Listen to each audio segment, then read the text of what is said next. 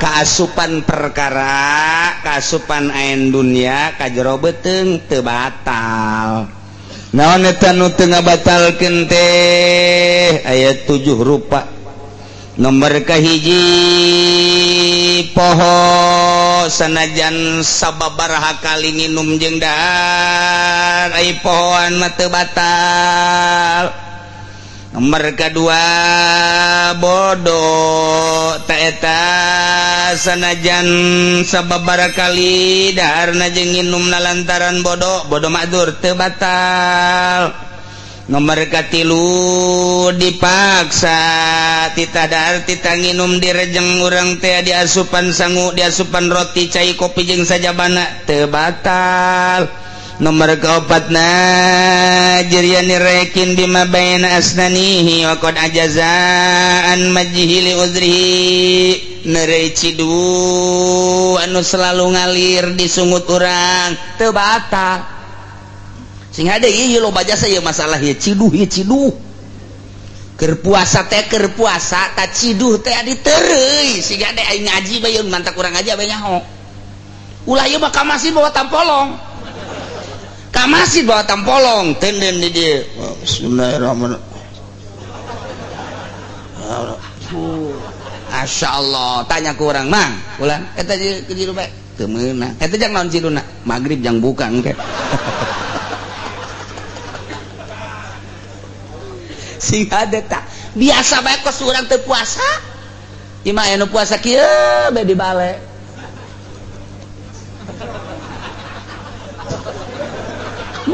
budak tambah puasa emang mun dibere satahun modar ieu budak puasa sakumaha naon atuh biasa bae puasa mah ciduh nu aya di dieu teh ya ditereuy masa asal ulah aya ceuhilan bae mun urang keur kieu teh aya nu nyesa di dieu teh ceuhil sagede poleca. Nah lumayan cakeun ayeuna batal sing hade sing hade cehil badak bersihan sungut teh tah engke tinggal ciduhna biasa eta kula masuk hayang seri jelema teu ngaji meureunanan Allahu akbar salat pan ciduh tah diterin teu pangkunyana diciduhkeun teu mun mau kampak di kampak wae budak ya atuh gaji sia teh ieu urang nu matak ngaji ge sing ade lepas bae biasa bae ulah ayo coh-cohan bae nyiduh mentak inget ka surah MZ bae puasa itu tidak ketahuan ibadah yang paling sembunyi hanya Allah yang tahu MZ dia ceritanya tidak ada yang tahu kecuali cuma Allah saja yang tahu. Ibadah sholat kelihatan, ibadah zakat jelas cek MZ, tapi puasa sangat tidak tahu, tidak ketahuan oleh siapa-siapa, hanya Allah saja yang tahu, kecuali puasanya orang bodoh. Itu surah MZ eta almarhum, masya Allah hebatnya serta MZ. Bagaimana itu pakai kok puasa orang bodoh? Orang bodoh itu bisa mengetahui si A puasa, si B tidak puasa. Kok bisa begitu? Si A mah enggak puasa, emang kenapa? Enggak pernah ngeludah dia. Kalau ini puasa terus ini mah nih. Emang kenapa? Ludahnya banyak bener katanya. Cek MJT coba horenganan keur mual. Lain keur puasa horenganan keur henek. Pan ketelanjuran eta ngomong. Eta teh cek MJ tidak karena dia meludah berarti dia istimewa puasanya, tidak. Bohong itu. Setelah dicek ternyata tidak puasa dia, lagi sakit perut. Eta MZ hebatnya saya tak, masya Allah, mun bisa dihudangkeun deui tulang MZ eta. Kita ceramah, tah eta aja salat ketahuan, zakat ketahuan cek MZ, tapi satu-satunya puasa yang tidak diketahui oleh manusia hanya Allah yang satu adalah puasa. Kecuali puasanya orang bodoh. Eta aya bae MZ mah kos kitu ge deui. Kenapa itu? Iya, kalau banyak ngeludah berarti dia lagi puasa. Eta di kampung teh kos kitu pan, memuat tampolong. Oh, keur puasa. Makin banyak ngeludahnya berarti makin hebat puasanya. Skill MZ bisa adlek. Masya Allah, MZ mah bisa ngaji, di kiai teh hanjakal ku Gusti atuh geus kitu bae meureun dicabut umurna geus merenah didinya meureun geus datang ka waktuna, tapi ceramah-ceramah mana sangat luar biasa dibanding jeung kiai-kiai nu sejen kurang ilmiah, tapi MZ mah sangat ilmiah diakui. Guruku lagi di Garut kanu sejen mah teu ngalem, tapi ka MZ ieu budak bisa ngaji bangona cak guru kula. Asal geus guru kula ngomong gitu beta hebat, ieu mah budak bangona bisa ngaji bener. Lantaran eta tah naon gitu urayan-urayan teh menyentuh pas. Lamun nanti asup Golkar mah teu bagus. Kan aju nyabut deui nya guys. Beres eta jadwal tobat teh kan. Enggak beres sekali di partai politik, enggak beres ternyata, enggak bisa diajak bener cak nyana eta. Mendak batur bae keluar ti urusan perpartaian kuari ararasuk begon teh coba. Teh kiai mah kiai, anu lain kiai mah terus sakalian ka neraka masalah geus. Cuma nu kiai batur bae keluar nu nyahueun. Nu nyahueun di hareupeun kula ngomong enggak beres kiai, ternyata partai itu di dewan itu enggak beres cek nyana keluar lantaran teu beres. Saya dengan niat yang bagus untuk membawa manusia-manusia ke arah Al-Quran, ternyata enggak bisa, enggak beres lah nyana keluar. Orang kampung asuh karena itu orang kampung ku bego-bego teh nyana nu pinter keluar. Masya Allah, Masya Allah. Nomor kahiji kedua mawasola ilal jawabakana gubarotorikin lempang naik sepeda naik motor naik kendaraan, kemudian loba lebu ararasuk ka irung kasungut katereuy teu batal kumaha cenah kiai mun calangap ai daek mah lah sakira teh sugan lulumayanan aya sendok-sendokeun kebeneran di ditu aya nu keur ngurug nyana naik motor terei ku sia daek gua teu batal teh. Masyaallah. Mana deui mawasala ilaihi wa kana gurbarata dakikin asup ka jero, kemudian peledug dakik teh aya awewe ngayak jang pikueheun naon tan sok diayakanna tipung tarigu ta eta teh aya peledugna aya lebuna aya kitu naon kekebulna ta eta kekebulna kana irung kekebulna kana sungut katereuy teu batal. Urang naik sepeda atawa naik motor sore-sore kebeneran loba nu haliber lalir teh aro teh aya anu asup ka sungut lah asup ka jero teu batal. Aya anu asup deui hiji lah teu batal. Aya anu asup deui rombongan 5 teu batal. Artina ulah hese-hese teu batal teu. Kecuali nyana naik sepeda atau motor arokna dikieukeun teh kuleungeun geus aya bangsa 20 bang disabualkeun batal.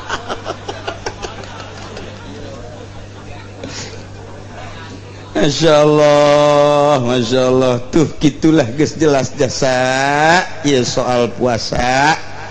Tinggal urang ngabebenah masalah puasa iraha ye kiai puasa dilaksanakeunana nurutkeun ceuk ahli hisab iraha sebab wajib dilaksanakeun puasa Ramadan teh di mana-mana aya tanda salah sahiji tinu 5.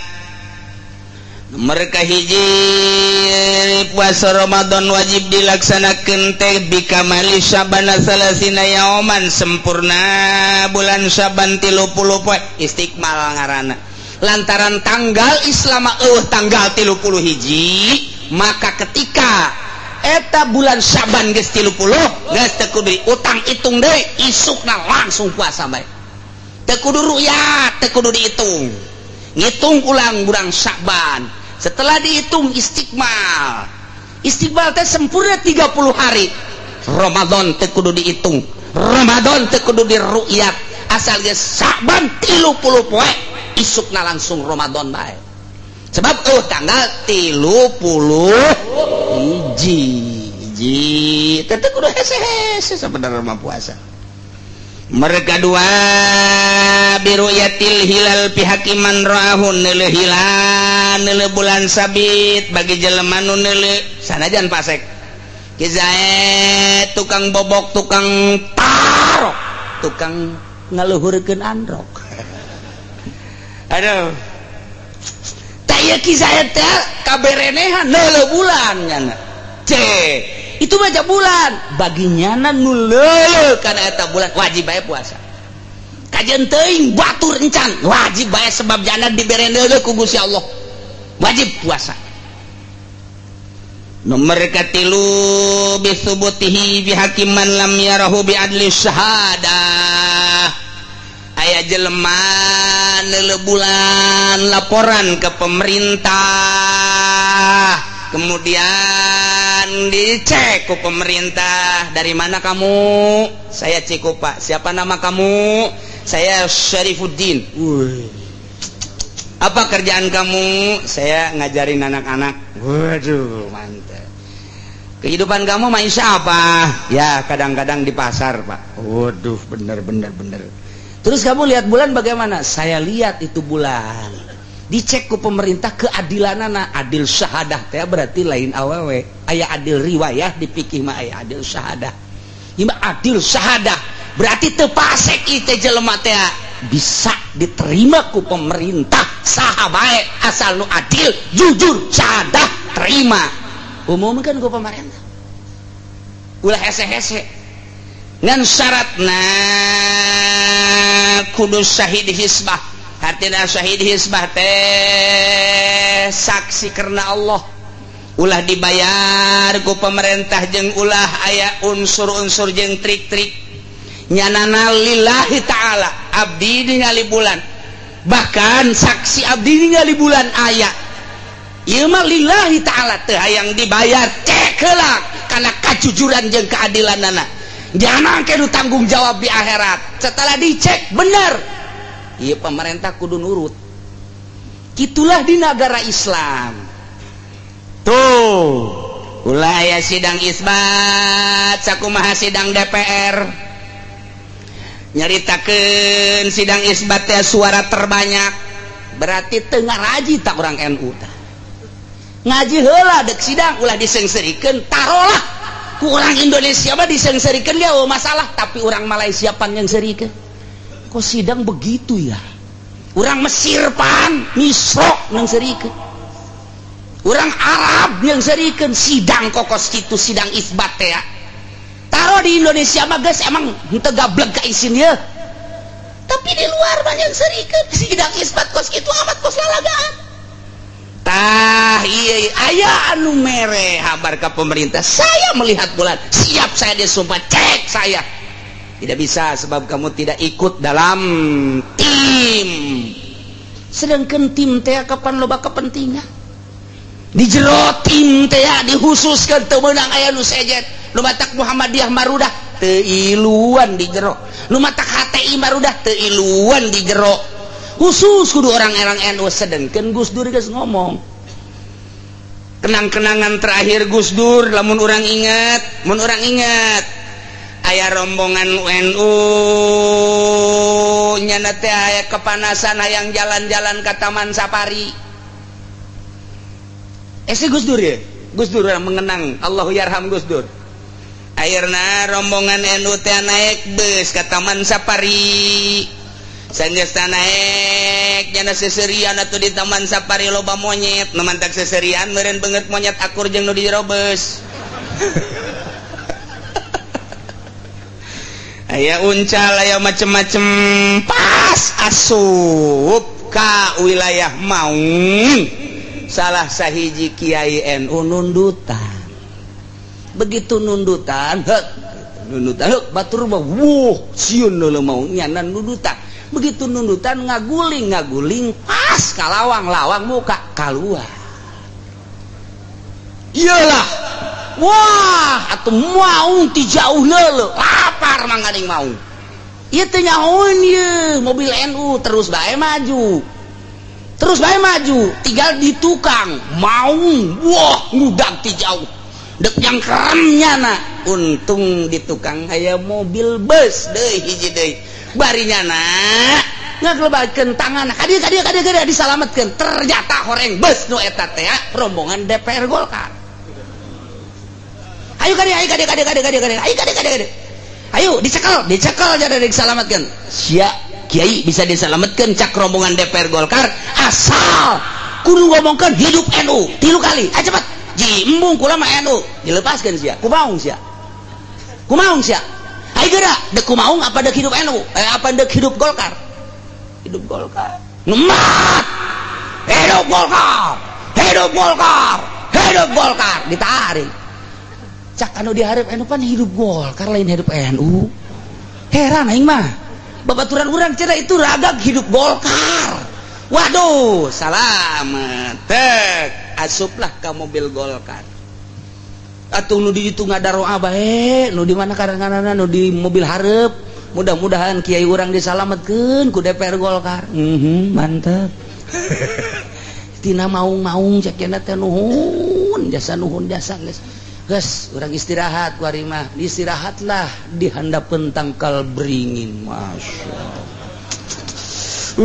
Kiai NU jeung DPR Golkar atuh istirahat tangkal kayu gede geus ratusan tahun pohon beringin didinya ngobrol lantaran tangkal kayu teh eta geus puluhan tahun ratusan tahun aya hantuan timbullah hantu sanggeus timbul hantu birat DPR Golkar dinasehatan ku kiai enggak usah takut kami kan rombongan kiai NU ceknya enggak usah lari-larian tenang ini pohon pengaman yang penting saya berdoa cuman tolonglah untuk berdoa beri saya lisong oh ya lisong ceknya nanti dan perangkat lisong disebutkan naon karena ancak bukan nama kami masalah ancak ngadoa mun ancak moal ngadoa tenang ieu disalametkeun ieu tina hantu-hantu tah jadi salamet akhirna geus urang NU teh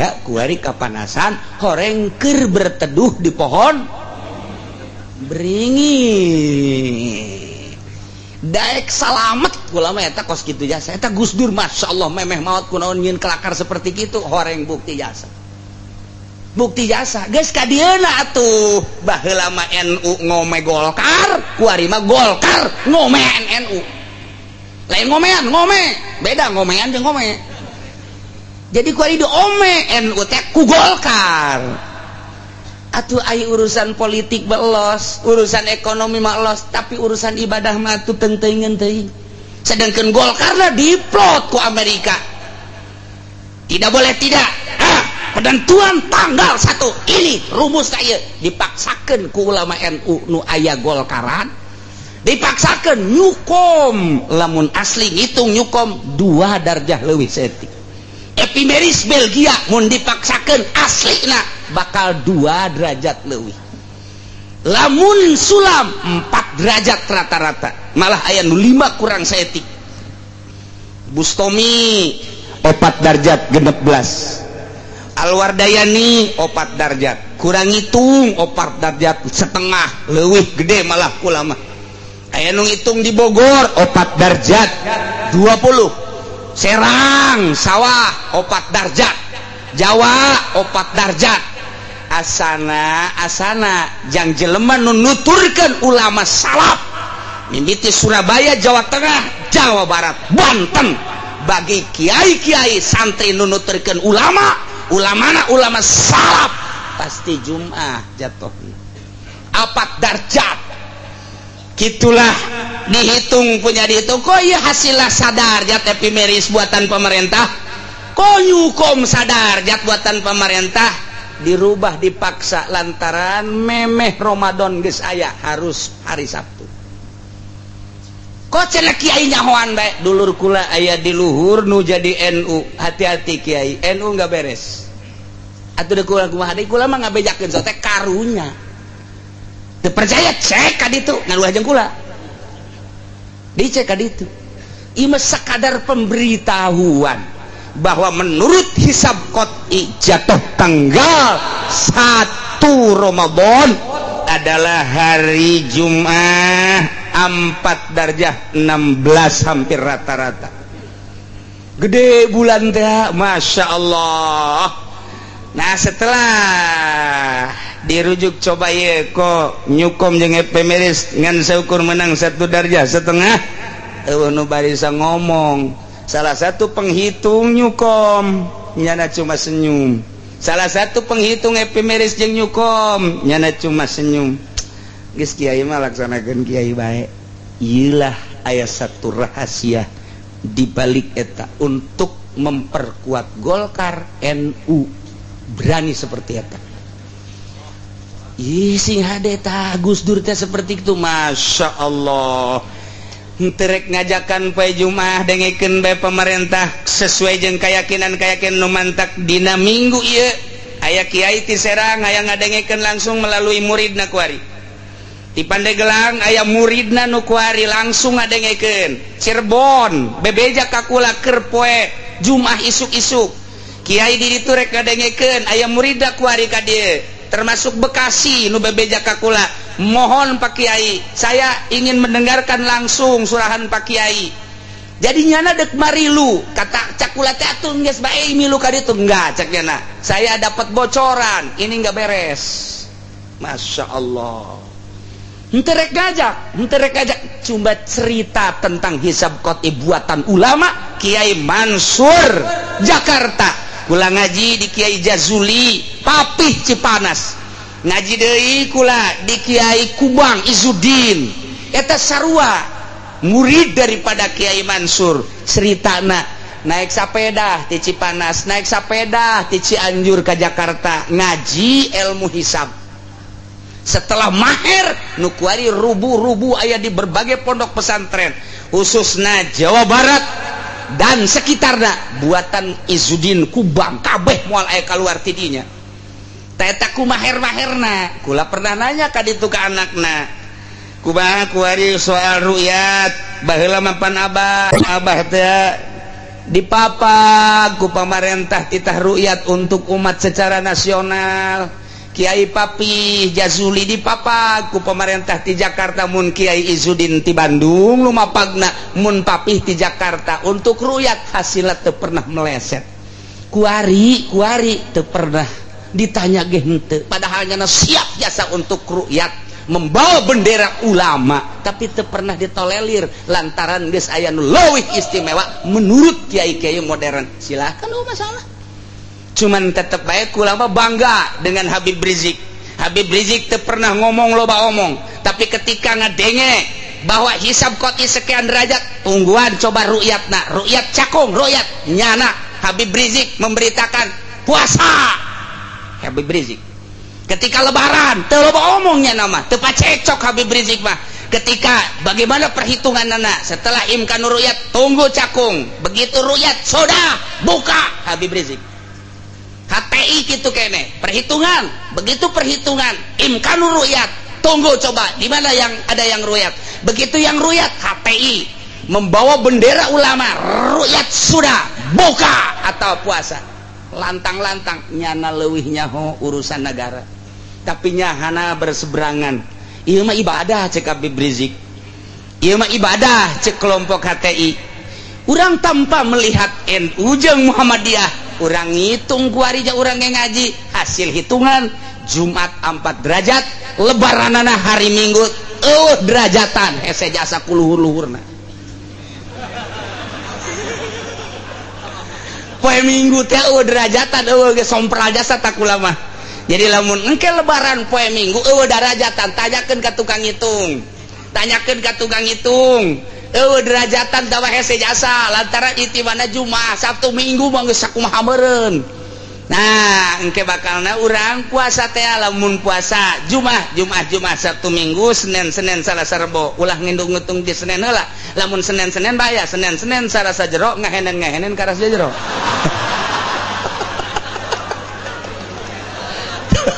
Tapi berarti Jumaah Sabtu Minggu Senin Salasa Rebo Kemis Jumaah Sabtu Minggu puasa. hisab lebaran gitu minggu lebaran derajatan puasa Sabtu derajat dan letik jasa puasa Senin ngapung derajat puasa lebaran kan ru'yat puas lebaran Senin mus apak-apakan berarti cek ali sabu lebaran lamun konsisten ieu perhitungan moal pacekcok lebaran nu deuk dipacekcokeun puasana teu kudu pacekcok lantaran 4 derajat dengekeun ru'yat coba ti pemerintah mun ru'yat konsisten berarti pemerintah lamun teu ru'yat dipaksakeun lantaran hitunganana dipaksakeun supaya 1 derajat leuwih mangga-mangga bae mah keur carita ilmu ieu mah masalah ibadah sing menghadapna lain ka Golkar lain ka partai lain ka ekonomi lain ka jelema lain ka pemerintah ka Allah sesuai jeung keyakinanna kiai ngararitung da ieu mah keur carita ngitung urang 4 darjah jumah mun aya nu puasa lain jumah misalnya kemis puasa jebian maka naon sia ngitungna lamun aya jelema nu puasa poe naon poe Sabtu ya tongton bae masalah masalah sebab eta aya pamimpinna engke memaksakan corong bule sakitu bae mah keur carita ilmu na kuari ti Jawa Timur geus aya setengah bulan ka tukang geus aya anu ti Kendal geus aya anu ti Kediri datang nanyakeun bagaimana kiai secara rahasia kok kita ngitung besar alhamdulillah kula ieu leutik-leutik ge kuari alhamdulillah loba nu ngarujuk ti Jawa Timur ti Jawa Tengah masyaallah kula ge kadang-kadang sedih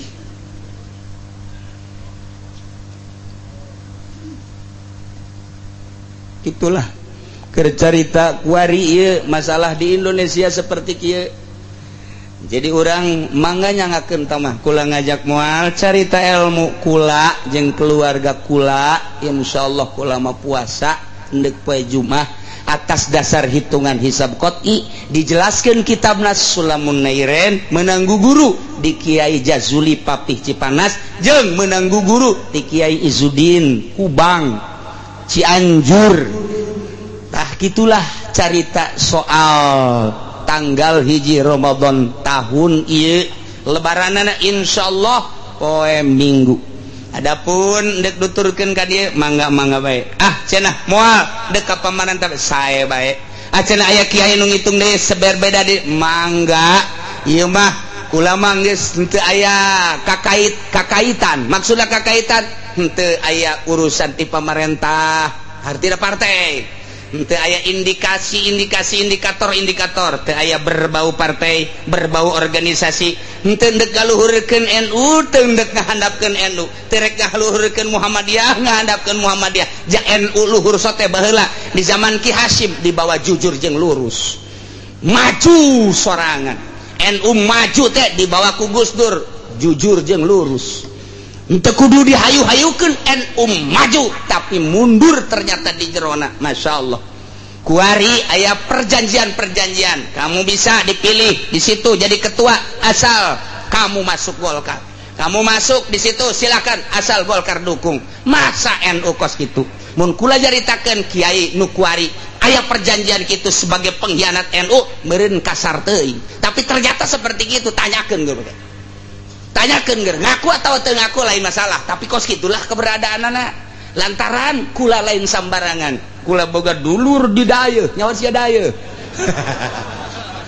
anu bener-bener meles NU na anu selalu ka kula teh ngajakan di zaman Gus Dur ngaharewa Gus Dur ngomong ka kula dukung NU Ki Hasyim pernah nyarita kering akan tokoh di NU mari kita sama-sama di NU siap cak kula teh tetapi seperti kieu tah keberadaan NU na ditalian ku Demokrat ditalian ku Golkar mangga-mangga bae teh mah selama nyana ngarasa aya manfaat aya kepentingan ngan urang dek ibadahna ka Allah tanpa aya gantar kakaitan teu ngajak kula mah sakadar ngainformasikeun ge ala kadar hungkul mun dicaritakeun hiji detil-detilna meureunanan itunya gitu muqawamus syamsi wa huwa mawdi'uha fil buruj minal buruj waqtal itima wa huwa aidan mawdi'ul qamar fi dzalikal waqti asy-syamsu wal qamar waqtal itiba dan selanjutnya insyaallah hitungan di zaman almarhum abah kula datang ke kuari han terus memantau kitu kiai nu sok ngitung warudoyong Sukabumi alhamdulillah selalu akur Alwardayani Ki Bustomi Al-Hidayah selalu akur dicatat kukula akur apa hente ternyata akur Ramadan Alwardayani Jumat Itima Yaumal Khamis 9 26 koh Al-Irtifa Laylatul Jumat 4 darjah Al-Muqsu 17 koh 6 sawani 50 sawalis Al-Hidayah Ki Bustomi Jumat Al-Ittiba Yaumal Khamis akur sami sareng hitungan sim kuring beda saeutik darjahna kaula rada gede lamun ieu mah darjahna teh kitu 4 darjah 16 ulama 4 darjah hampir 30 leuwih beda saeutik 4 darjah sawanina beda saeutik nah iyalah urusan masalah kitu tanggal hiji Ramadan dina tahun ieu hisab qat'i sulam munairen adalah 4 darjah 16 dakiko 4 darjah 16 kemudian kitu lebaranana berarti minggu mun lebaran minggu berarti urang puasa 29 apa 30 geus urang puasa 30 poe alhamdulillahirabbil alamin tayilah puasa urang nu tadi dicaritakeun adalah puasana puasa syariat dina kitab Sirrul Asrar wa Mazharil Anwar karangan Tuan Syekh Abdul Qadir Al-Jailani nu insyaallah bakal diaji ku kulangan moal lobaan-lobaan diajina sayana budak santri bae ieu aya al-fazus sabi' asyara fi bayani shaumi syariah wa tariqah Pahama saumu syariah lamun urang maca dina Ihya maca dina tukilan-tukilan usejen Imam Ghazali ngajelaskeun pembagian puasa aya puasa khusus aya puasa umum puasa khusus khusul khusus kitulah caritaan Imam Ghazali jeung ahli-ahli sufi nu sejen tapi Syekh Abdul Qadir beda ngabahas aya puasa syariat aya puasa tarekat aya puasa hakikat kitu tuan Syekh mah pembagianana puasa syariat sebab makna la ilaha illallah tilu cek tuan Syekh lamun makna la ilaha illallah la ma'budu bihaqqin fil wujud illallah puasana puasa syariat kos urang sapinah riad kos itu lamun geus ganti ku la ilaha illallah natea la maqsuda fil wujud illallah tarekat berarti cara puasana kudu cara puasa tarekat lamun la ilaha illallah nanggeus la matluba fil wujud berarti puasana puasa hakikat urang pindah tina syariat kada tarekat teu meunang sapindah-pindah na kudu aya nu mindahkeun urang pindah tina tarekat kana hakikat teu meunang sapindah-pindah nah hayal tah mangarana kudu aya nu mindahkeun manta kudu aya perasaan ruhani anu khusus tak dijelaskeun nu tadi fa amma shaumus syariat ayam sakanil makulat wal masyrubat wa anil wiqafin nahar nu tadi puasa syariat mah nahan dahar nahan minum nahan jimati berang eta puasa syariat nu tadi kurang dicaritakeun ai puasa tarekat bahwa ayam saka jami'al dhahi anil muharramat wal manahi waz zamaim misal udbi wa ghairi zahiran wa batinan lailan wa naharan puasa syariat urang geus ngajelaskeun tadi jelema teu dahar teu nginum muaqqat fa shaumus syariat muaqqatun aya waktuna ti mimiti pajar datang ka surup panon poe teu dahar teu nginum teu jima ngaranna puasa syariat ari mata mah biasa pake nonton TV ai ceuli mah biasa dicocokan make nu ka dieu teh naon tah ngaranna sia nyarawan jasa ngaranna lain boga deui meureun jualan ongko masyaallah eta puasa syariat puasa syariat mah dikhawatirkeun kana ditarimana khawatir karena asup kana kam min shaimin loba jasa jelema nu puasa tapi laisa lahu min syamihi puasana dadaonan ngan seukur lapar jeung dahaga doa. Iyalah puasa syariat. Di akhirat teh diberi ganjaran ku Gusti Allah. Begitu dipanggil Zainuddin maju. Ya. Sabaraha tahun mana hirup di dunia? 50. Pernah ngalaksanakeun puasa? Pernah. Kumaha bade puasa? Teu dahar teu nginum teu jima ti beurang. Peuting. Hampir unggal peuting. Eta sia ti beurang lapar. Dahaga. Ai mata sok dikamanakeun eta dula-deleuna ai beurang. Citra. Ceuli. Didengekeun di sidang diintegrasi ieu teh ceuli mata ternyata horenganan dipake neuleuh TV neuleuh awewe ceuli kitu keneh.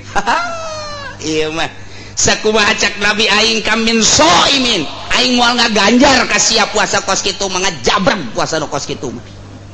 Lamun urang geus dikitukeun engke jaga di akhirat isin ka bina-bina. Masyaallah. Tapaan tina dahar pan ieu puasa teh ngosongan beuteung tina kadaharan, ngosongan beuteung tina inuman, ngosongan beuteung, ngosongan zakar tina jima, kosongkeun mata, kosongkeun ceuli tina maksiat, kosongkeun riaboh hartina tapa urang teu dahar teu nginum teu jima napaan beuteung jeung zakar mantak naon mata sabulan tapaan, mantak naon ceuli sabulan tapaan, mantak naon leungeun tapaan, sungut tapaan. Tah ieu lamun geus bisa kadinya urang ngalengkah sanajan henteu puasa thariqah tapi urang semi thariqah. Semi ngaranna. Sebab urang make la ilaha illallah na tetep lama budak tapi urang prak-prakanana indah jasa make aturan-aturan batin. Kumaha emang puasa thariqah? Nahan sakabeh anggahota tina nu diharamkeun jeung tina nu dilarangkeun, nu tina larangan-larangan jeung celaan-celaan, jero batinna matana akur. Ketika neuleuh haram cak batin haram tamah.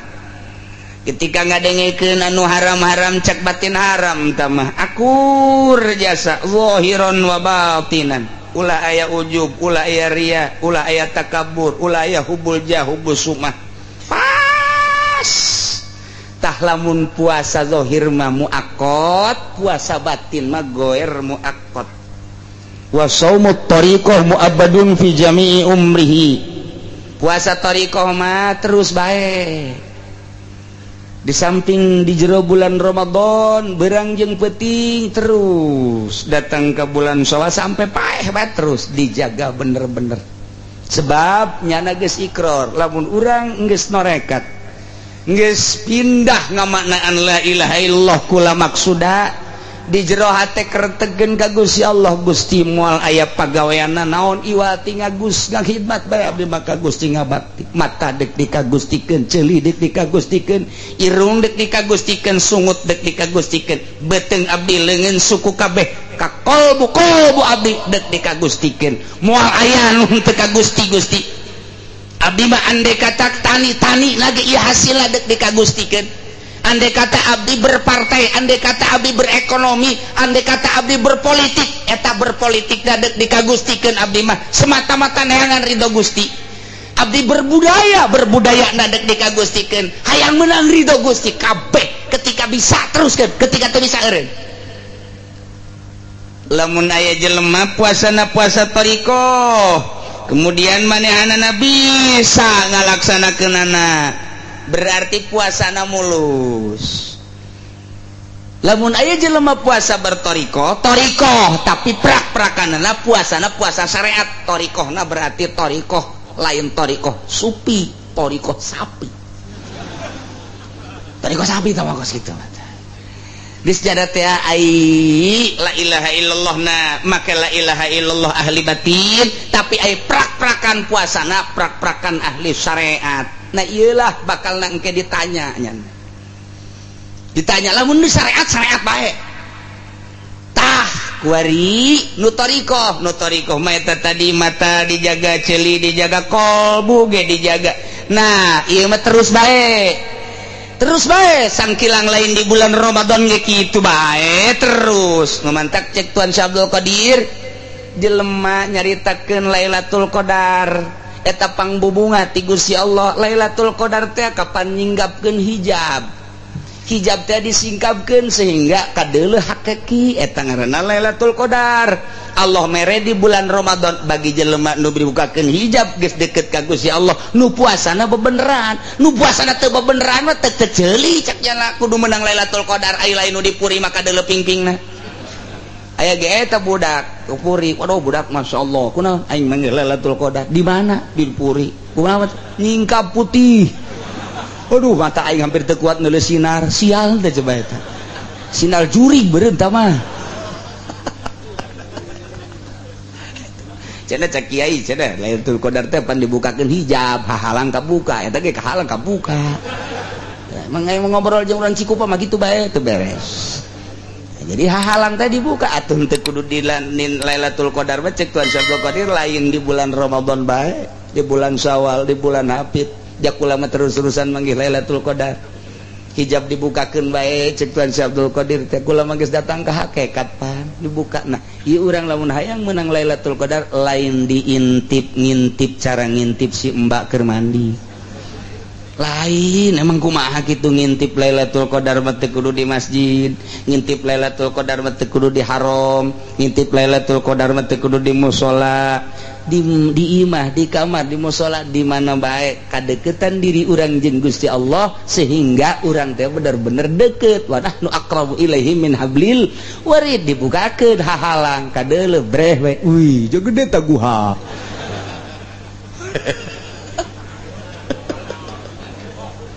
Masyaallah hijab dibukakeun Lailatul Qadar Gusti. Babari sabaraha yang menangkeun Lailatul Qadar we kieu.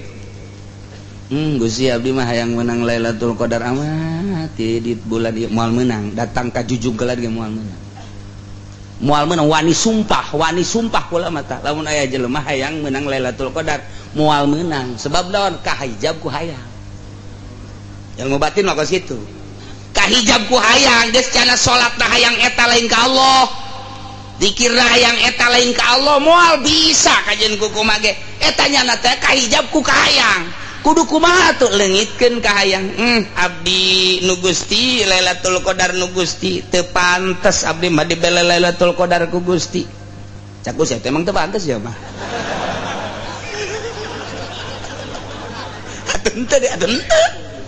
atuh teu bae deuk pantes iman tuh jemaah mah Lailatul Qadar bisa dipake bari nonton TV jeung moal kajen kumaha ge jauh jeung Gusti teh jauh moal bisa dua tak bisa tak nu hayang jasa moal bisa ka hijab ku hayang anu pasrah jasa ka Gusti bari manehanana teu ngalaksanakeun aturanana moal sarua bae kudu kumaha tuh ulah dihayang-hayang Lailatul Qadar mah sebab datang nage kaget Lailatul Qadar mah datang nage kaget urang keur tengah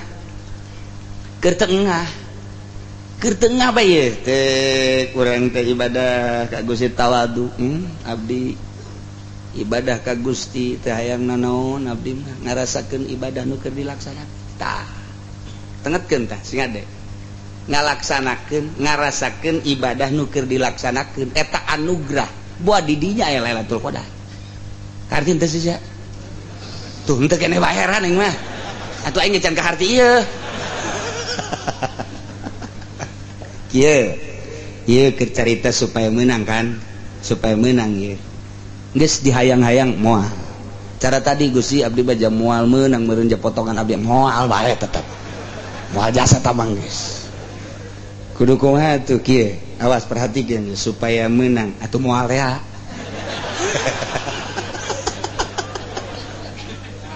hese ngomong jeung sia ieu atuh baca mah nonton TV bae HP dibawa moal bisa moal ieu mah keur carita supaya rada bagus bae bersihan tobat nu kukula sok dicaritakeun teh mata 70 Astagfirullahalazim wa atubu ilaih mata tah Gusti meureun ieu mata abdi yeuh loba jasa dedeuleuan anu komo nu dihaja nu teu ngahaja mah komo Gusti hampura 70 tajang mata ceuli 70 irung 70 sungut 70 beteng 70 dubur 70 kubul 70 suku 70 leungeun 70 kolbu 70 si para jadi tenang urang teh tenang eta can bisa tah menang Lailatul Qadar moal kajian kukuman urang kos kitu teh hayang menang Lailatul Qadar moal ka hijab ku hayang encah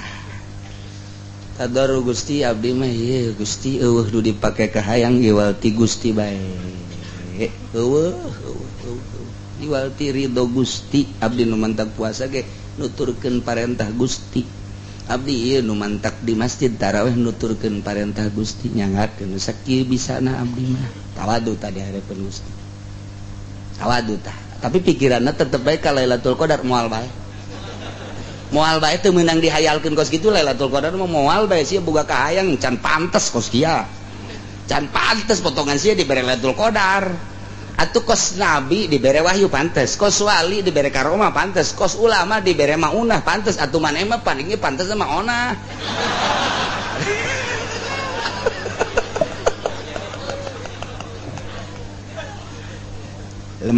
lempengkeun geus urang tadoru ka Gusti ieu batin perjalananna ieu kicep abdi nang Gusti dengnya abdi nang Gusti naon anu kadenge eta teh suara ti Gusti nu kadeuleu ku abdi makhluk-makhluk Gusti abdi neuleu bisa ku Gusti dideuleukeun leumpang ku Gusti mulai rada bagus urang wudu ye dek salat maghrib ngalauna wuduuna teh gitu wudu sugan we ku bagus ieu mah ke penting menang Lailatul Qadar moal kajenting kiai gede udang-udang na moal tadi jamin janggotna cenah panjang tambahan deui 2 meter moal bae kajen kuku teu bisa diintip kitu Lailatul Qadar teu bisa bae kajen kuku mah mantak nu ngarintip Lailatul Qadar cenah di haram TK atau mah kos haram mah mulia Baitullah mulia moal bisa kudu kumaha tuh balikan deui mulai kuari karasa rasa iya abdi bisa wudu teh ku Gusti karasa jasa ieu abdi bisa wudu batur mah loba nu henteu dibere bisa ngarawudu ngarasakeun bisa wudu urang teh bisa ngalaksanakeun wudu diparentah ku Gusti eta geus mulai tah deuk dalareuk ka Lailatul Qadar sing ada tah eta hese sakarang hese jasa komo nu tadi ngadaruduk mah awan hese asup hese kahalangan ku tempe 2 pan tempena gitu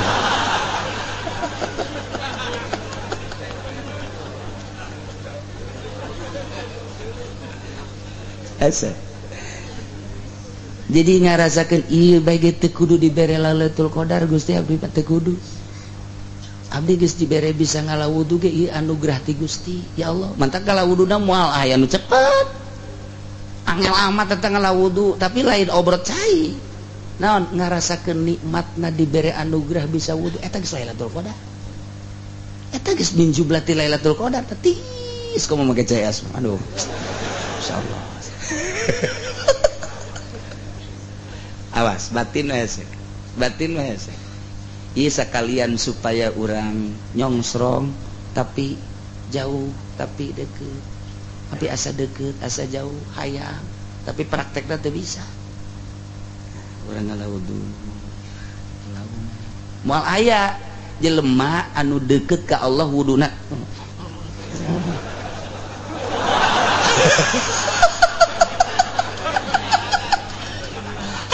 eta mah wudu kos kitu teu beres terus Allahu Akbar beres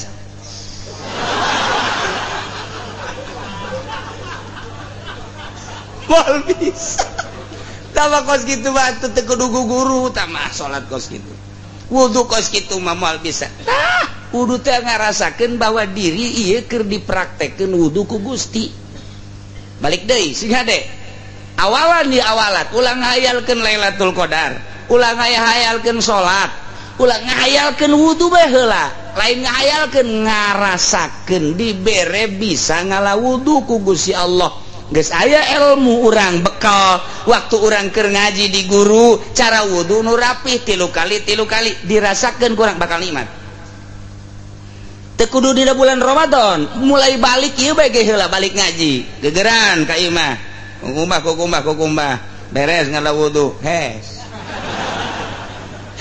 sapawajikan kaji kerek na para amat aing menang Lailatul Qadar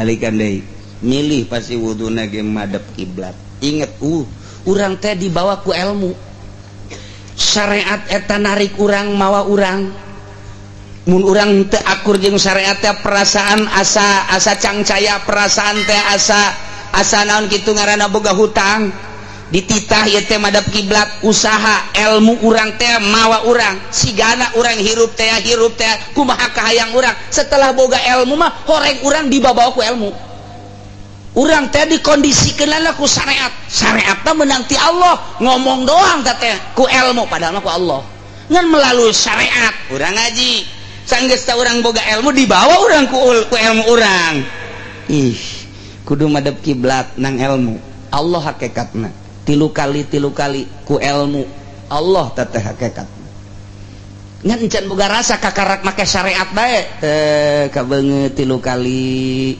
tenang ngalawuduna ku hari boga rasa ieu wudu ieu teh anugerah ti Allah ngarasakeun bisa wudu bahwa urang teh lain urang nu wudu ku Allah dibawa ku ilmu syariat ngaranna teu karasa nang ngaji teh ya sataun ku hari dipake di jero bulan Ramadan terek ngahayalkeun Lailatul Qadar terek ngahayalkeun salat ngahayalkeun teh lain ngahayalkeun ngarasakeun wudu beres wudu salat Gusti ieu salat abdi mah deuk ngarasakeun salat bae ulah pikiran Lailatul Qadar ulah lamun urang nyongsrong ka Lailatul Qadar salatna ge rusak surat lagi rusak ya Lailatul Qadar mangke urang keur diuk kadang-kadang keur nangtung kaget urang nage kaget engke ge kaget jelema teh lain di dieu bae nu meunang Lailatul Qadar keur tawaf keur sa'i aya jelema keur tawaf perasaan aya di mana kaget cak jadi ji aing di mana ieu teu boga perasaan hayang meunang Lailatul Qadar nu keur ngintip Lailatul Qadar mah kahijab ku hayang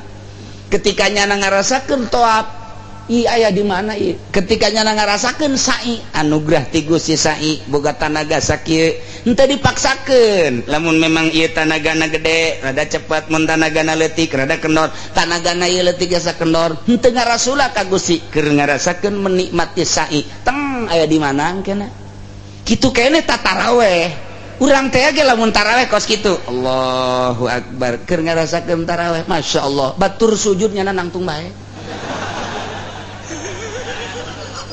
nundutan sebeteuy sararial das orang menang Lailatul Qadar teh kos kitu cekeun kunaon hes aing keur taraweh ulah ngahayalkeun hayang memenang tapi lain dihayal praktekna batin dibukakeun hijab ketika urang deukeut jeung Gusti Allah Tuhan Syabdul Qadir jaritakeun lain di bulan Ramadan bae Lailatul Qadar mah di luar Ramadan ngemantak awalan heula di bulan Rajab di bulan Rawah coba geus deukeut encan jeung Gusti Allah ngan Allah ngajangjikeun bae tah mah inna anzalnahu fi lailatil wa ma adraka ma lailatul qadri khairum min Allah mere ka jelema umum dibere asal sia deukeut jeung aing ngan cara salah sahiji cara ti Tuan Syekh nu kukula dicaritakeun nu geus ditajribah dicoba ku para murid-muridna sok meunang ulah ngahayalkeun ulah hayang nyaho urang aya Lailatul Qadar di bulan Ramadan rasakeun ibadah nu ku urang keur dilaksanakeun eta teh sebagai anugerah urang mun wudu nikmat jasa ieu dibere ku Gusti ngalah wudu batur mah jem sakit keur nonton TV aing mah wudu igrak nang Allah ya tah ngarasakeun wudu mulai awalan Lailatul Qadar geus deukeut tah hijab geus mulai pret ketika orang salat ngarasakeun salat bae babacaan eta salat wayah subhana rabbiyal azim nikmati wayah nangtung nikmati wayah Fatihah nikmati ulah huyal hayal nanaon nikmati babacaan eta teh menghadap ka Allah teh eta nu paling istimewa naon anu dirangkum dina salat eta babacaan paranti menghadap ka Allah teu kudu dihuyal dihayal nikmati babacaan eta ketika Fatihah ketika surat-surat ketika ruku-ruku nikmati geura hijab bakal ngurangan tret sapoe 2 poe 3 poe geus rada eueuh tinggal salembar deui hijab pake nonton film kandel deui hijab isuk nonton main bola ulangan Eropa nu kamari wah Spanyol mantep jasa ya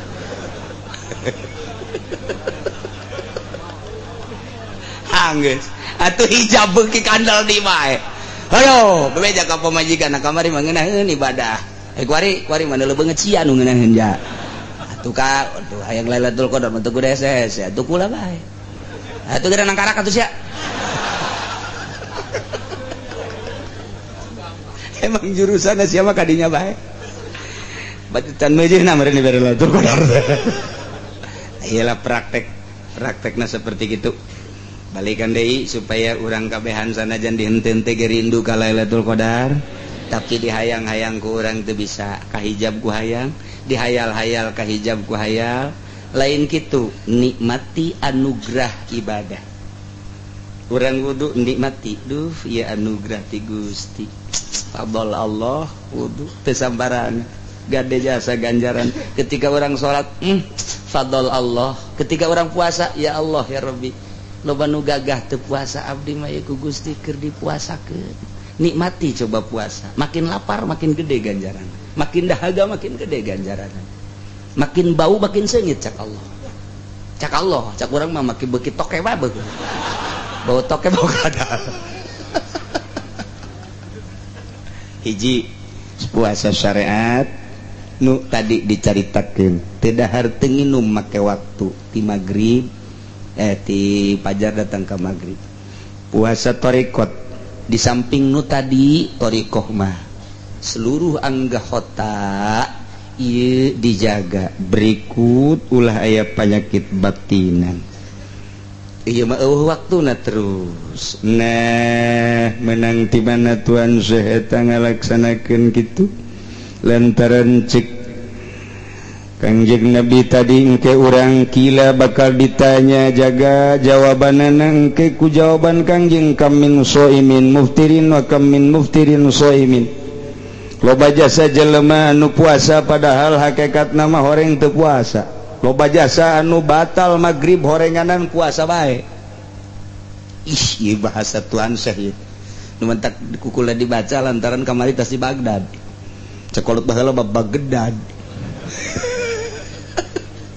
terus ya ulin maka itu ke Baghdad teh balikan deui kamin shaimin muftirin wa kamin muftirin shaimin ya Allah loba jasa jelema anu puasa hakikatna mah horeng teu puasa teu ganjaran berarti loba jasa jelema nu buka di waktu magrib horenganan henteu buka puasa bae kadeleuna ku urang dahar kadeleuna nginum eta si kiai eta si tatangga eta si tokoh eta si ustad horeng hakikatna mah puasa bae lantaran nyana puasana puasa thariqah syariat mah batal tapi tarekatna mah teu batal sebab terus bae dijaga puasa syariatna mah ngabatalan nyana dahar nginum tapi setelah eta teu dibatalkeun dedeleuan mata ceuli irung kabeh dijaga puasana buki mantep jasa beurang jeung peuting iya istimewa jasa teh jelema nu kos kitu tah terus bae berarti puasa teh masyaallah yumsiku Allahu anil manahi wa idza innas bil jawari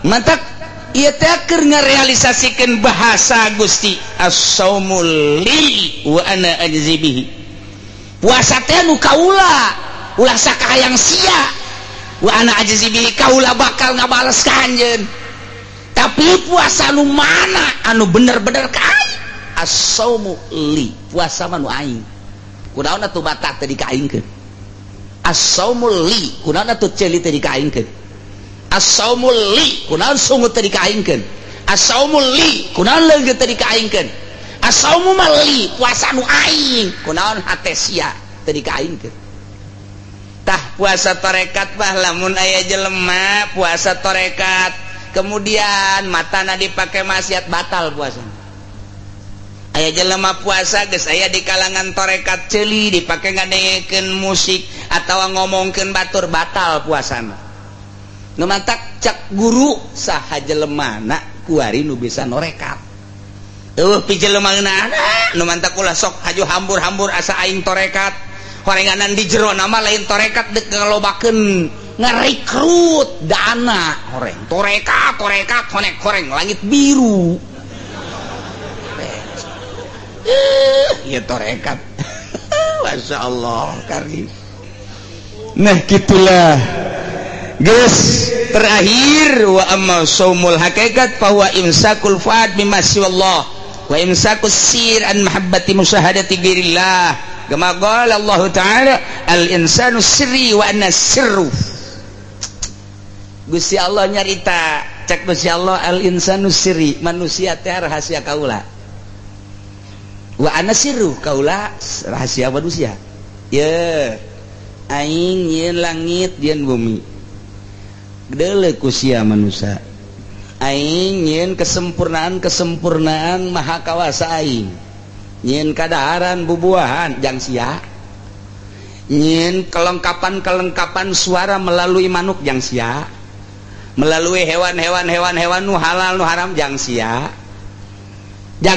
los ku sia ngan ku aing diatur nu haram nu halal nu menang jeung nu henteu jang sia bagi ku sia jang sia ketika sia geus jaho ieu haram ieu menang ieu henteu atur tak ku sia teh berarti sia jadi rahasia aing sebab sia geus kalaksanakeun haram halal pan nyaho halal haram teh nang di aing kuari sia nganyahokeun ulah ieu mah naon kadal haram hakikatna mah pan aing eta ilmu sia teh geus bisa direalisasikeun ka jelema ulah mabok haram eta teh kapan nyahona ti aing geus sia ngomongkeun halal ngomongkeun meunang ngomongkeun henteu rahasia aing aya di sia ngomong gitu teh hukum aing berarti sia teh ngandung rahasia aing teh aya di sia waduh geus luhur jasa mau ngomong ieu mah luhur jasa mau diteruskeun ieu mah sebab aing ge teu kaharti ya urang kakarak bahasana bage geus teu kaharti komo ngalaksanakeunana mah teh kudu boga guru syariat guru torekat guru hakikat kuari mah aya di Jawa siapa yang mau berguru hakikat ayo saya daftarin ntar kita kosono sama-sama pakai mahar tolol ente coba manya guru hakikat pakai mahar pakai emas cak dana teh 10 gram bego baru dikampak sih kuai guru hakikat si kos kieu guru torekat ge geus teu anti dunia na ieu al insanu sirri wa anna sirru sia ngomongkeun hukum aing sia teh rahasia aing berarti aing teh aya di sia geus berarti al insanu sirri manusia rahasia kaula wa anna sirru nah tidinya lah ulah loba anu dipake kahayang atuh ku sia atuh aing bae sia rahasia aing rahasia sia atuh geus we sia jeung aing duaan tah lamun urang geus bisa tak eueuh nu dipake karesep jeung dipake kahayang eueuh nu bisa dideuleu eueuh nu dipake kahayang deuleu hiji we Allah geus kabeh ge Allah bae hate teh Allah kos Kangjeng Nabi urang kos para aulia kutubul aulia jeung para wali nyata kos kitu tahnya nama puasa syariat dilakonan torekat tadi geus kuari mah nyana geus datang ka hakikat geus disingkapkeun per detik jeung per menit nyaho kana hakikatna nyana mah terus bae ka Allah ketika aya pohoan bae ka Allah batal puasana geus eueuh hese dikanyahokeunana saha jelemana jeung di mana ayana ieu mah kan sakadar nyaritakeun puasa umum puasa khusus itulah bahasa Imam Ghazali bahasa Tuan Syekh Abdul Qadir mah puasa syariat puasa tarekat puasa hakikat urang mah sakieu bisana mudah-mudahan urang kabehan dibere sehat dibere jagjag dibere senang dibere nemah dibere ridho ibadah ka Gusti Allah Subhanahu wa taala, sehingga kurang bisa ngalaksanakeun puasa dengan tenang, tentrem, nikmat. Robah puasa urang tina puasa nu kamari.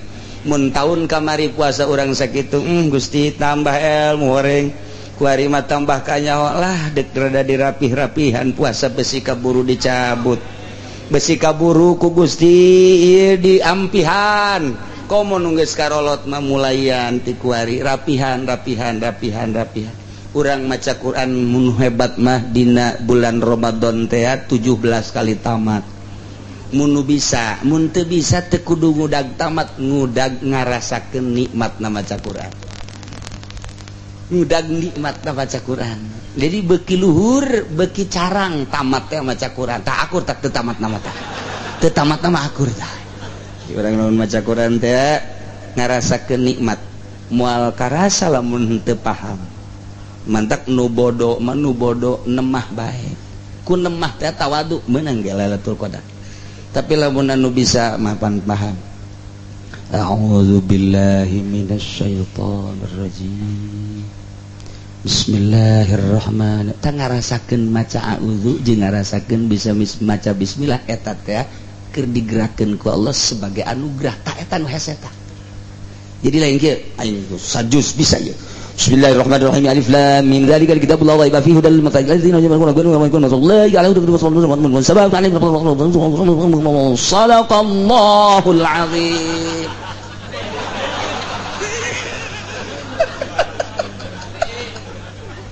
Lain deketan ka Gusti jauh, apa bos gitu. Jauh. Itu lo bagus mangarasakeun. A'udzu billahi minasyaitonir rajim. Di samping maknana nuturkeun abdi ngalindung ka Gusti Allah tina setan. Geus aya di jerona asal dibaca geus aya tah. Teman kiai mah tuh kos kitu tah, tapi lain ke Golkar, moal ke Golkar mah.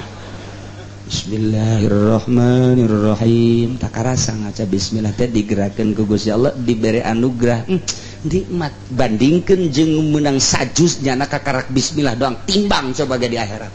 Luhuran nu bismillah doang. Yakinkeun luhuran nu bismillah doang. Sajus kadang jadi siksa, sabismillah jadi ganjar. Menang ti mana? Tafakkuru sa'atin khairun min sab'ina. Eta tapakur teh sadetik samenit. La ilaha illallah ahli Allah hiji timbang jeung 100.000 anu ahli manusia, ahli makhluk, ahli ria beratan keneh la ilaha illallah hiji. Sebabnya nama ke rasa. Nah, kuari orang barang dahar ge lamun gegeuraan ting mal geuna. Dahar yeuh. Buka ya.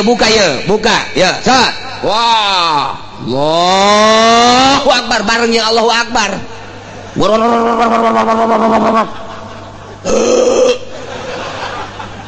Di masjid asyhadu an la ilaha illallah kuari susu. Asyhadu an la ilaha illallah. Itu kakarak asyhadu an la ilaha illallah nu kadua nyana geus beak 3 gelas. Hayya 'alas shalah. Kolak.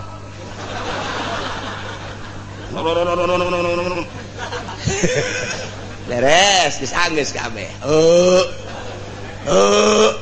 Moal ngeunah eta kos kitu nafsu. Lain deui beda jeung ge Allahu Akbar. Ini korma.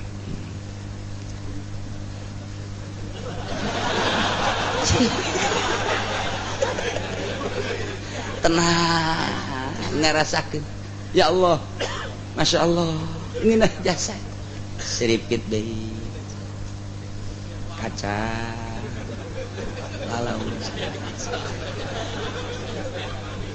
sak pamajikan aja hulang-hulang gitu kudaon keur menikmati makanan batur geus ka masjidnya na masikan.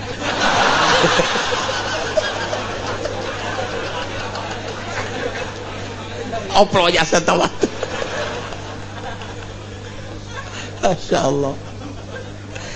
Ya karim, Masya Allah. Nah yalah, alhamdulillahirrabbilalamin. Puasa syariat, puasa tarekat, puasa hakikat. Kesimpulan anak, puasa syariat mate dahar tenginum tejima make waktu timimiti subuh datang ke maghrib. Puasa tarekat di samping nu eta oge ngaraksa seluruh anggota tina maksiat jeung kolbu. Puasa hakikat hatena ditambah deui inget bae ka Allah, poho ka Allah jadi batal. Di jero bulan Ramadan urang aya zakat fitrah. Ieu teh mudabdabun puasa urang teh bainas sama wal ardi. Di tengah ngaganteng moal waka diangkat mun can dikaluarkeun zakat. Kaluarkeun zakat naik ka luhur. Zakatna 3 liter setengah. Beasna nupang bagus dah disiapkeun. Keutamaan bagi jelema nu deuk balik ka Jawa Tengah, balik ka Jawa Timur, memeh bulan, memeh lebaran, ngazakatlah di lembur masing-masing. Sakali deui urang ibadah nu utama ulah sok ngomongkeun ngadenge ka RT di lembur, sia ngontrak di dieu ngising ki di dieu ngazakat di ditu, hawa nafsu. Lain kitu ieu mah keur nuduhkeun bener-bener ibadah nu mantep. Tama ndek dikitukeun tah aing mah mere bae kitu ka si ai hayang-hayang teuing mah tak daki aing. Aing mah ditudeg kitu bae sih. Urang keneh tah sia. Kurang keneh ka dieu saekeun. Sakali deui supaya mantap ibadah urang lain lalagaan kula mah sakadar nuduhkeun ulah ngadenge omongan-omongan tatangga jeung nu boga kontrakan supaya mantep. Tama dek mere bae besi emas mbak dek balik ke Jawa Tengah, balik ke Jawa Timur. Nah iya ngazakatna di ditu mun henteu ka lebaranna. Acena berangkat di dieu tanggal 28 macet dek ka Jawa Timur, di Jawa Tengah lebaran di dinya ngazakat. Acena moal balik ka ditu moal dek di dieu we di dieu ngazakat. Eta kos kitu tah nu paling istimewa geus dicaritakeun nu istimewana bae geus tah kos kitu. Jadi ulah asa-asa des dek balik ke Bandung, di Bandung ngazakat. Dek balik ke Surabaya, di Surabaya ngazakat. Acara kieu bae ieu mah dek balik ke Surabaya barang datang ke jalan ka lebaranna datang ka ditu geus beres lebaranna teu ngazakat. Tolol sama budak. Doon atuh tah mah. Ngazakat tetep. Iraha wajibna ngazakat pas malam takbir. Malam takbir, malam Minggu tah eta tah mulai ngazakat di dinya. Cenah abdi mah deuk diheulakeun bae 5 poe deui ka lebaran mangga. Acenah deuk 10 poe deui ka lebaran heug bae teh naon. Acenah deuk kuari bae encan. Encan kuari encan. Can asup puasana ge encan. Encan tah ieu zakat teh kos kitu zakat. Nu paling utama nama memeh ka masjid. Ndek ka masjid urang ngazakat di masjid. Allahu akbar Allahu akbar Allahu akbar urang ngazakat. Luar biasa teh. Berarti keur nyaritakeun Allah Maha Agung, Allah Maha Agung. Beas mah hina. Sapira 3 liter setengah. Hina, jelema hina, beas hina, baju hina, sepatu hina, mobil hina, dunia hina lantaran rusak. Nu agung mah Allah. Urang ngaluarkeun zakat ketika Allahu Akbar memeh ka masjid. Ngan hese tah mah kos kitu mah ja imamna ge geus diheula. Ka ditu pan make samping menang ti bupati pan imamna ge atuh. Aduh. Eta imam blon. Nah, mending peting bae geus peting bae geus daripada dikena ka saha kiai ka mustahikna. Saha mustahik zakat teh kiai aya 8. Mustahik zakat teh anu dicaritakeun dina Al-Qur'anul Karim. Innamas shadaqatu lil fuqara fakir. Bikeun ka fakir miskin. Bikeun ka miskin. Cenah ieu mah zakat teh deuk sabilillah, teangan tukang perang. Oh, di urang mah perang lagi henteu. Anu perang melalui agama. Jelema nu dakwah melalui Al-Qur'anul Karim eta ge termasuk sabilillah cek Syekh Nawawi, cek Imam Nawawi. Berarti kiai-kiai anu bener-bener boga gaji bener-bener liilai kalimatillah nang ngadegkeun nang tungkeun ngaluhurkeun agama Allah eta ge geus termasuk sabilillah majasi teu naon kumaha cenah ku ari mah endek ka pamarentah bae asal memenuhi syarat ai pamarentah teh asupna kana naon amil ai amil zakat teh anu kos kumaha anu memenuhi syarat sakumaha memenuhi syaratna hiji sain jelema tukang ngadataan tukang dua tukang nyokotan nomor katilu tukang nulisan nomor kaopat tukang ngabagikeun ta eta nu kitu ngaranna amil berarti kurang teh dibentuk ku ari mah teu meunang cicing bae anu ngadata kudu aya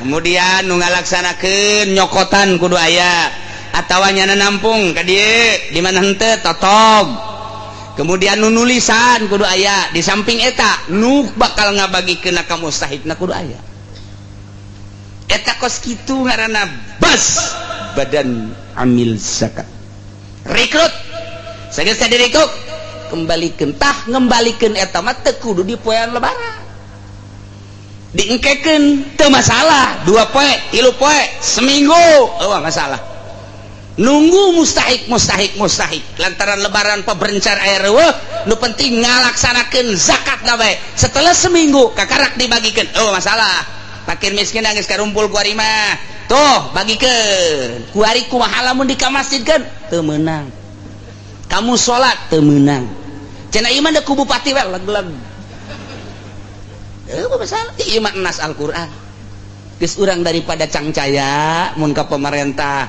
insyirofna teu pernah kadenge ka fakir miskin mere mah mere bae urang supaya sampurna eta mah fitnah bae fitnah teu pernah bae aya pengondisian duit zakat dibagikeun ka fakir miskin teu pernah dibelikeunana ka BHS dibelikeunana ka Atlas dibikeun ka kiai anu ngadukung nyana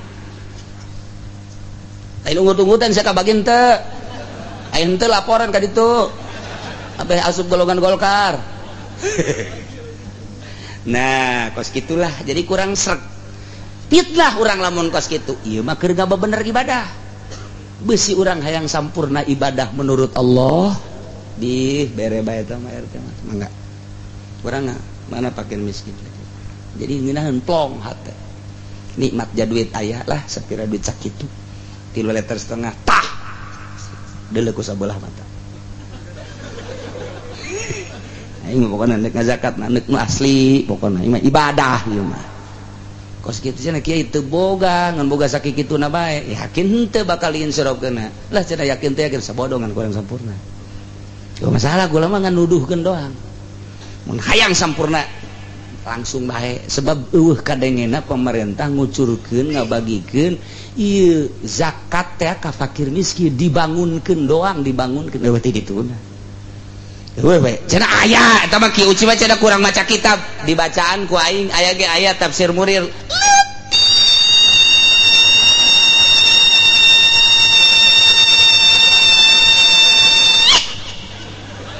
kadang aku jelisia aing baca kitab atuh je emang kumaha gitu aya nu nang tangan teu baca kitab cenah kieu mah bawa ka dieu sabaraha baca kitab aja dek diaonkeun dijual ku aing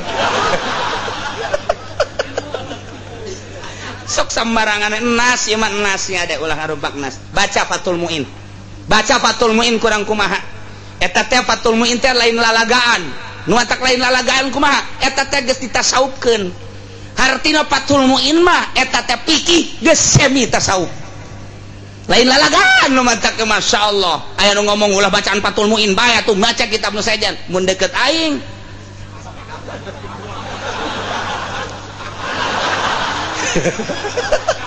sia sembarangan ka Fathul Muin kene-kene sia jadi modern teu bisa aing mah moal kaluar ti Takrib Riyad Sapinah Fathul Muin Iqnatuh moal kaluar ti dinya geus cenah tah tuh kudu teu baca kitab cenah meureun ki uci mah teu meunang aya nu ngamenangkeun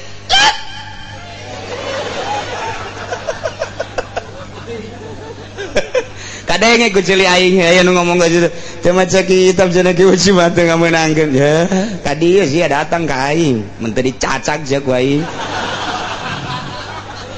abeh teu wani bae aing geus sieun mun didatangan ku nyana pan henteu ieu teh maksudna naon maksudna supaya rapih doang ibadah teh ka Allah kula mah kitu tah maksudna geus eueuh kepentingan ti partai eueuh kula mah eueuh kepentingan ti organisasi eueuh geus ditekadkeun kula mah Gusti hirup teh ieu mah hayang ngahibat ka Gusti ku salat ku ngaji titik geus lah batur deuk nurut sabodo deuk henteu sabodo geus bae geus jadi tumbal aing mah diaromongkeun ku kiai-kiai Golkar sabodo kajeun geus nu penting nu can ka Golkar ulah sakitu doang kunaon atuh hok aing teh hok ka kiai emang kumaha kitu hok di Belaraja tinggal sabaraha gerintil, di Cikupa tinggal sabaraha gerintil, di Sepatan tinggal sabaraha atuh kaditu kabeh aing mana batur hook maksud aing hook sia mah salapi ka tadina menang ila manalaw ya atuh amilin baru sabatu amil menang kitu tah ngaji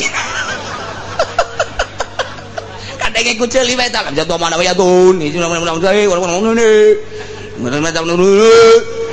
mana kan sorogan kos gitu tanang kos gitu mah atuh ulah ngagelok ka ditu hook maksudna ieu mah lain nanaon lain hook masyaallah nu geus ge ajur tah ieu mah maksudna lain ih pugunya ah jeung deudeuh nya hook jasa ngadengekeun tu budak magang ngaji cenah aya 20-an alhamdulillah tilok ka mana nya magang ngaji senang hate barang kadenge kiai anu kuari mah cenah jadi tim sukses jaki sial amat maksudna naon teu hiri teu dengki atuh ulah nyana lah nu sejen bae lo sukseskeun nu sejen nyana mah ulah magang ngaji bae hok aing teh lain syirik emang kumaha kitu ye tuh hok jasa ye barang sana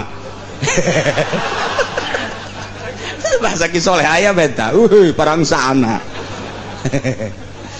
eta ku hok ulah jadi kos kitu ulah lah ieu mah atuh ngahalangan anu atuh dasar endek mandek bae nyana geus sana jadi halang-halang atuh kumaha kakak bae kan ditu nama teh ieu mah keur carita bagusan coba ku urang ibadah urang geus tadi puasana kemudian zakatna komo cek Tuan Syekh Abdul Qadir mah deui aya zakat syariat aya zakat tarekat aya zakat hakikat haji aya haji syariat aya haji tarekat aya haji syariat panjang teh ini mun dibaca mah emang geus cukup puasana bae tadi dibagi zakat ge moal henteu kitu ngon leuwih rapih jasa ngabahasakeun syariat tarekat jeung hakikat kadanan urang nuturkeun eta teh ti Kangjeng Nabi atuh urang nu lempeng-lempeng cak Fathul Muin kitu bae lah masyaallah hiji beres tah sigade kaliwat awas kemudian taraweh kukula teu dibacakeun kitab dina hadis tajul jamena panjang teuing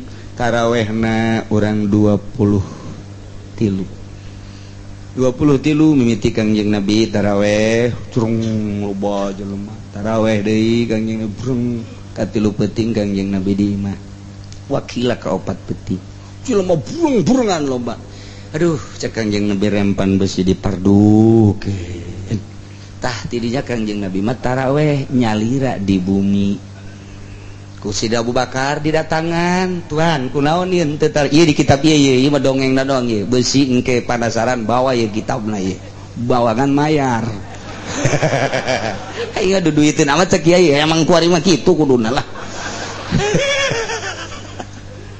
tah jadi caritana Sida Abu Bakar datang kadinya Tuhan kok ieu rempan cek Kangjeng Nabi beusi dipardukeun bangsa urang mah kuat engke ka dituna teu kuat engke tahun 2012 bae urang Cikupa teu karuat teu urang Cisoka mah komo urang Sepatan paling nu kuat teh urang Cilongok doang eta kos kitu ya mentak ituan itu sabaraha 20 sarua bae 23 jeung witirna mantak pupus Kangjeng dilangsungkeun ku Sayyidina Abu Bakar Siddiq menjadi 23 Sayyidina Abu Bakar Siddiq bae Sayyidina Umar, Sayyidina Utsman, Sayyidina Ali 23 deuleu dina kitab hadisna. Cenah Kangjeng Nabi mah 11. Kangjeng Nabi 11 teh witir. Kula mah teu pernah polos di Ramadan jeung di lain Ramadan, salat teh 11 rakaat. Eta mah di Ramadan jeung di luar Ramadan 11 witir. Ari ieu mah tah man soma imanan wah isaban jeung aya koma taraweh maknana 20 diteruskan moal Sayyidina Abu Bakar 23 atuh sedangkan urang teh kapan alaikum bil khulafair rasyidin tuturkeun khulafair rasyidin atawa dua bil ladaini Umar jeung Abu Bakar jeung Umar nu ngamimitian 23 Sayyidina Abu Bakar dilanjut ku Sayyidina Umar urang titah nuturkeun eta kita nuturkeun nu dua kita nuturkeun nu opat kebuah sa Muhammadiyah teh pemahamanana anu kurang geus kuari mah geus moal dicaritakeun pemahaman anu kurang mangga bae Muhammadiyah urang mah urang boga kitab nu utuh asli jasa silsilahna nyambung datang ka Imam Bukhari ti Imam Bukhari datang ka Kangjeng Nabi urang Kangjeng Nabi Muhammad sallallahu alaihi wasallam yakinkeun 23 ulah cangcaya wae nu ribut 23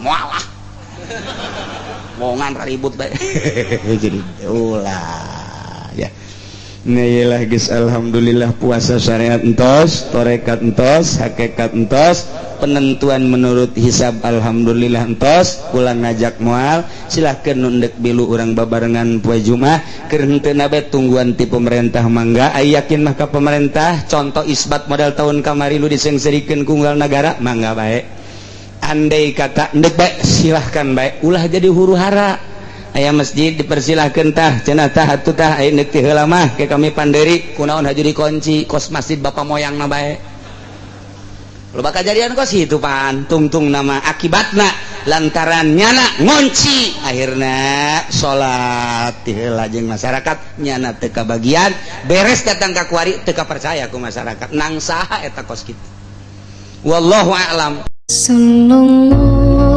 alaihi Muhammad